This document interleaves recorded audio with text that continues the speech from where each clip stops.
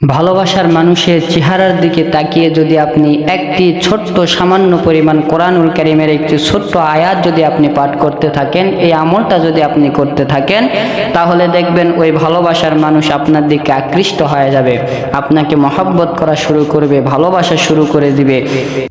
আমার মুসলমান বাবাজি, আমার বন্ধুগণ, ভালোবাসা হইতেছে এমন একটা জিনিস, এই ভালোবাসা মানুষকে অন্ধ বানায় দেয়।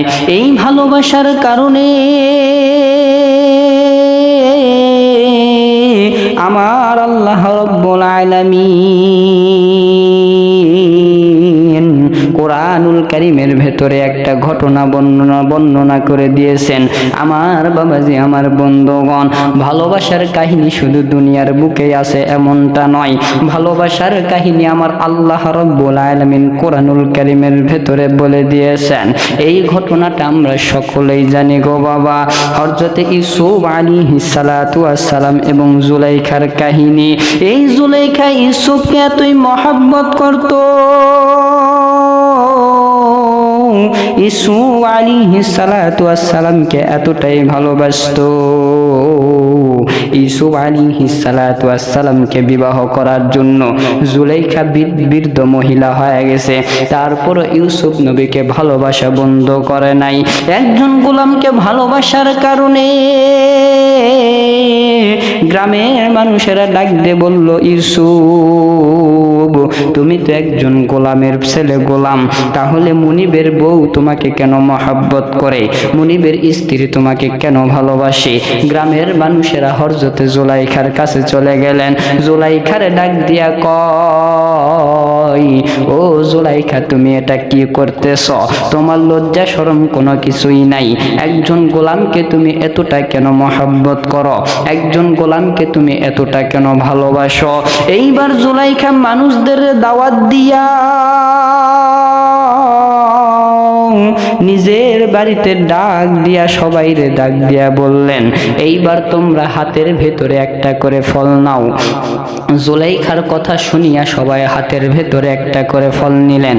এইবার জুলাইখা সবার হাতে একটা করে ছুরি দিলেন, চাকু দিলেন। এই চাকুটা দেওয়ার পর ইউসুফ নবীকে এবার জুলাইখা ডাক দিয়ে বলতেছে, ইউসুফ, আমি যখন তোমাকে যাইতে বলবো, এই সমস্ত মেয়েদের সামনে দিয়ে তুমি শুধু একবার হেঁটে হেঁটে চলে যাইবা, কোনো স্ত্রী কোনো মেয়েদের দিকে তুমি তাকাইবা না। এইবার জুলাইখা সবাইরে বলতেছে, সবাই ফল কাটার জন্য রেডি হয়ে যাও। সমস্ত মহিলারা ফল কাটার জন্য যখন রেডি হয়ে গেল, জুলাইখা এবার ডাক দিয়ে বলে, ইউসুফ নবী, এবার তুমি সবার সামনে দিয়ে হেঁটে হেঁটে চলে যাও। এইবার যখন ইউসুফ নবী সবার সামনে দিয়ে হেঁটে হেঁটে চলে গেল, সমস্ত মেয়েরা ফল কাটতে যায় নিজের হাতের আঙ্গুলগুলোকেই কেটে ফেলে দিল। আর সমস্ত মেয়েরা বলতেছে, হায় হায়, এটা কি দেখলাম? এত সুন্দর পুরুষ পৃথিবীর বুকে আছে, এটা তো আমাদের জানা ছিল না। এ কোনো মানুষ হইতে পারে না, এ স্বয়ং আল্লাহ তাআলার কাছ থেকে একজন ফেরেশতা। সুবহানাল্লাহ, সে একজন আল্লাহ তাআলার কাছ থেকে ফেরেশতা। এত সুন্দর ইউসুফ নবী ছিলেন, আর জুলাইখা এতটাই ভালোবাসতেন। এই ভালোবাসার কারণে আল্লাহ রাব্বুল আলামিন লাস্ট পর্যায়ে যায় ইউসুফ নবীর সাথে জুলাইখার বিবাহ দিয়ে দিয়েছিলেন। সুবহানাল্লাহ। শুধু তাই নয়, আমরা সকলে ইতিহাস পড়েছি, আমরা সকলে ইতিহাসের ভেতরে জানি যে আরো একটা প্রেম কাহিনী আছে, আরো একটা কি আছে? প্রেম কাহিনী আছে। সেটা হইতেছে লাইলি এবং মজনু। মজনু লাইলিকে কতটা মহব্বত করত। লাইলি তো কালো কুসকুসে ছিল, আমরা কিতাবের ভিতরে পেয়েছি লাইলি কালো কুসকুসে ছিল, তারপরে মজনু তাকে এতটা কেন মহব্বত করত, কেন ভালোবাসতো? মানুষেরা মজনুকে জিজ্ঞাসা করলো, মজনু ভাই, লাইলি তো এত কালো, তাহলে আপনি লাইলিরে এত ভালোবাসেন কেন? তো মজনু এবার ডাক দিয়ে বলতেছে, ভাই, তোমরা যদি আমার চক্ষুটাকে নিয়ে তোমাদের চোখের ভেতরে লাগায়া দাও, তাহলে তোমরা লাইলিকে আর কালো দেখতে পারবে না, পৃথিবীর বুকে বিশ্ব সুন্দরী দেখতে পাবে। একদিন মজনুর বাড়ির সামনে দিয়ে একটা কুকুর যাইতেছে, কি যাইতেছে, একটা কুকুর যাইতেছে। এইবার মজনু কুকুরকে ডেকে কুকুরের পায়ে চুমু খাইতেছে।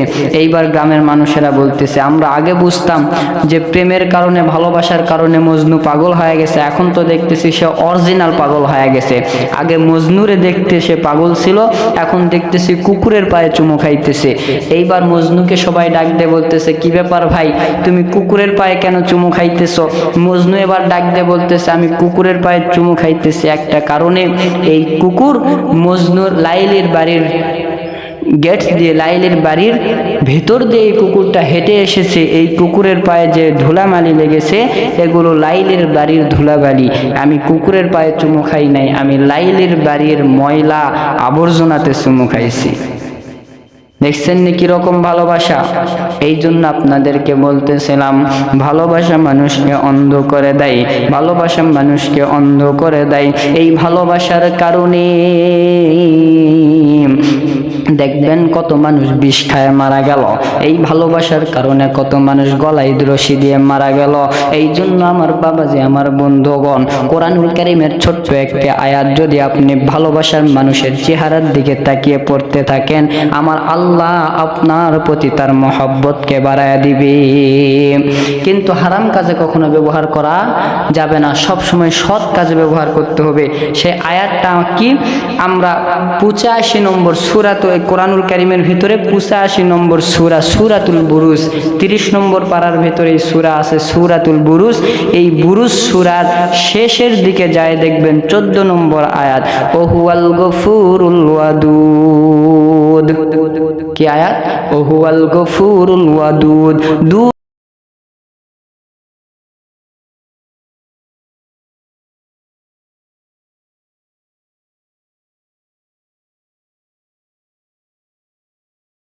দুধ শব্দের অর্থ হইতেছে মহব্বত বৃদ্ধি পাওয়া। আপনি এই ওহুয়াল গফুরুল ওয়াদুদ, শুধু দুধ, এটা আপনার ভালোবাসার মানুষের চেহারার দিকে তাকিয়ে বলবেন, আল্লাহ তাআলা মহব্বতকে বৃদ্ধি করে দিবে। কিন্তু হালাল কাজে ব্যবহার করতে হবে।